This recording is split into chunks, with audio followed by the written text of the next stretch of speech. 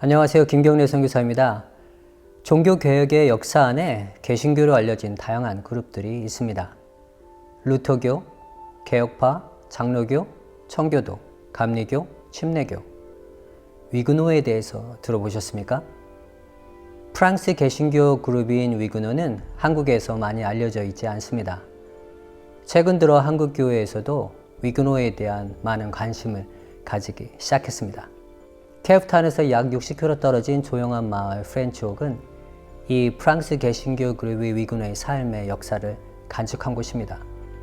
오늘은 핍박 가운데서도 영적 능력을 간직하며 조용히 아프리카 땅에서 영적 유산을 남겼던 위그노의 삶을 살펴보도록 하겠습니다.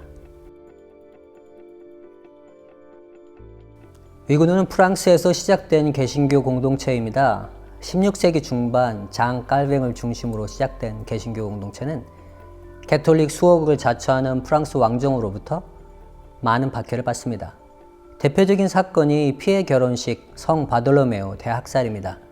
당시 프랑스에서는 위그노가 전체 프랑스 인구의 10%에 달했습니다.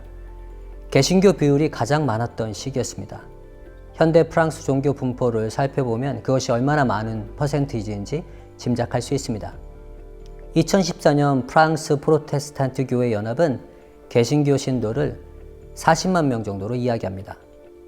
400만 명의 프랑스 무슬림 인구의 10분의 1에 불과한 숫자입니다. 여전히 프랑스는 개톨릭 인구가 전체 인구의 60%를 차지합니다. 16세기 중반 가톨릭 왕정은 점차 성장하는 개신교들, 특히 개신교로 개종한 귀족 세력들의 힘을 제거하고 싶어 했습니다. 1572년 8월 24일 있었던 이 결혼식의 주인공은 왕의 여동생이었던 마그리트 드 발루아와 개신교 지도자였던 앙리 드 나바르였습니다. 그들의 결혼식에 참석했던 위그노 귀족 3,000명이 결혼식 피로연에서 학살을 당했습니다. 이 학살은 전국으로 번지며 10월까지 계속되었습니다. 약 1만 명의 위그노들이 개톨릭 세력에 의해서 학살되었습니다. 많은 위그노들은 이때 박해를 피해서 여러 유럽 국가, 주로 영국과 네덜란드로 이주를 했는데 그 중에 영국의 엘리자베스 1세는 적극적으로 위그노들의 영국 이주를 돕습니다. 하지만 여전히 많은 수의 위그노들은 숨어서 그들의 신앙을 지키며 예배를 지속합니다. 세월이 지나 피해 결혼식의 희생자였던 앙리 드 나바르는 앙리 4세로 왕위에 오르면서 낭트 칙령을 발표합니다. 1598년 반포된 낭트 칙령에 의해서 위그노들은 종교의 자유를 얻게 되었고 자유롭게 예배를 드릴 수 있게 되었습니다. 아울러 경제적 활동과 공직의 기회도 허락되었습니다. 1610년 캐톨릭 광신도에게 앙리 4세가 암살되면서 다시 위그노에게 새로운 암흑기가 찾아옵니다. 1685년 태양왕으로 알려져 있는 루이 14세가 하나의 왕, 하나의 믿음이라는 구호 아래 절대 왕권과 종교 통합을 시도하면서 낭트 칙령을 폐지합니다. 위그노들의 예배는 금지되었고 캐톨릭으로 개종이 강요되면서 다시 박해가 시작됩니다. 이때 엄청나게 많은 숫자의 위그노가 박해를 피해 이주했습니다. 네덜란드로 5만에서 7만 명, 영국으로 4만에서 5만 명, 독일로 4만 명, 스위스로 2만 명 등 위그노들은 박해를 피해서 전 세계를 향해 떠났습니다. 위그노들은 당시 최고의 지식인 그룹이었습니다. 역사가들은 위그노의 이동이 프랑스 문화와 경제를 급격하게 쇠퇴하게 만든 반면 영국의 산업혁명, 독일의 제조업 부흥, 스위스의 시계 산업의 부흥이 가져왔다고 이야기합니다. 그들이 세계 문화와 경제에 이바지한 공헌은 실로 대단했습니다. 당시 네덜란드 동인도 회사는 남부 아프리카를 개척하며 이주할 이주민들을 찾고 있었는데 종교 박해를 피해서 새로운 장소를 찾던 위그노들에게 하나님의 인도하심이었습니다. 대부분의 위그노들은 낭트 칙령이 폐지된 2년 후인 1688년, 1689년에 남부 아프리카로 이주합니다. 1729년까지 279명의 위그노들이 케이프로 이주했다고 합니다. 케이프 시민정부는 위그노들에게 코끼리가 많은 골짜기에 정착하도록 허락했습니다. 그 지역 땅은 한 번도 경작되지 않은 척박한 땅이었습니다. 아울러 사자 등 맹수들이 출몰이 잦은 곳이기도 했습니다. 그들은 재산을 모두 프랑스에 두고 온 피난민이었기 때문에 가난한 사람들이 대부분이었습니다. 피와 땀으로 경작된 땅은 후에 남아공 와인 산업의 중심인 프렌치옥으로 알려지게 되었습니다.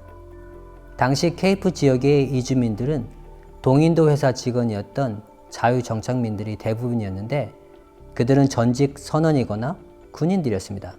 하지만 새로 이주해온 위구노들은 당대 최고의 지식인들이었습니다.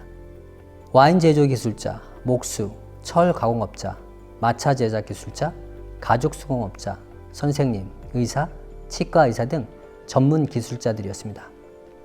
1692년 인구 조사에 의하면 자유정착민이 856명, 위구노들은 193명, 당시 인구의 23%에 해당되었습니다.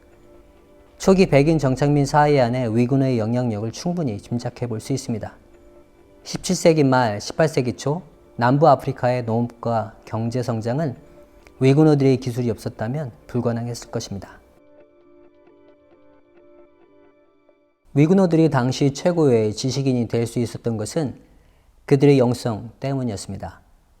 루터의 종교 계획이 있기 전에 정치적 권력은 왕족과 귀족에, 지적 권력은 오직 성경을 읽을 수 있었던 사제들에게만 주어져 있었습니다. 종교 개혁으로 성경이 라틴어만이 아닌 독일어와 프랑스어, 자국으로 번역되어지기 시작하면서 성경이 대중적으로 읽혀지기 시작했습니다. 성경을 직접 읽기 시작한 새로운 지식인들은 하나님과 올바른 관계가 교회 전통과 사제의 중재가 아닌 예수님께 순복하는 믿음을 통해 이루어진다는 것을 체험합니다. 그것은 개톨릭과 위구노를 구분하는 가장 중요한 구분점입니다. 개톨릭에서는 항상 하나님과 인간 사이에 중재자인 사제가 있는 반면 위구노들에게는 믿음을 통해서 하나님과 친밀한 관계가 누구의 도움 없이 개인적으로 가능했기 때문입니다.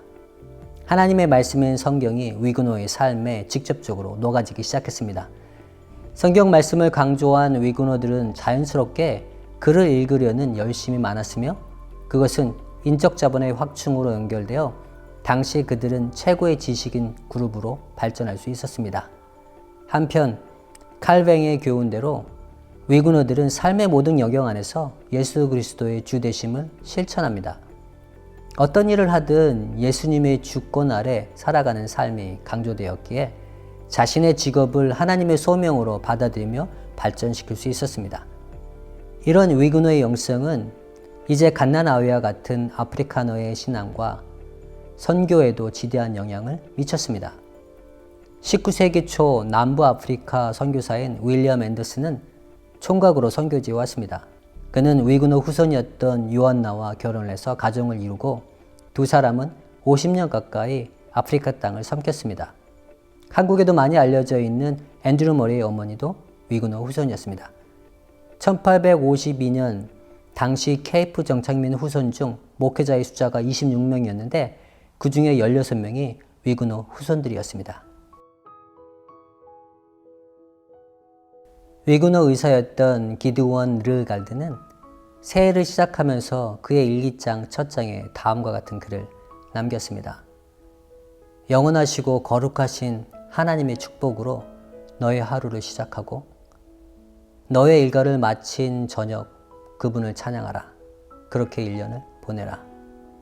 의사 기드원은 매일매일의 아침의 삶의 시작이 하나님의 축복 없이 이루어질 수 없으며 모든 날의 사건들은 하나님의 섭리이기에 찬양으로 마무리할 수 있었던 것입니다. 예수님과 동행하는 삶이 자연스럽게 그의 평생의 삶에 이루어진 것입니다. 평범한 여인 마리아 제닌 드 프레는 자신의 자녀들과 여동생의 자녀들이 출생할 때마다 특별한 축복의 메시지를 기록했는데 모두 똑같은 식구로 마무리했습니다.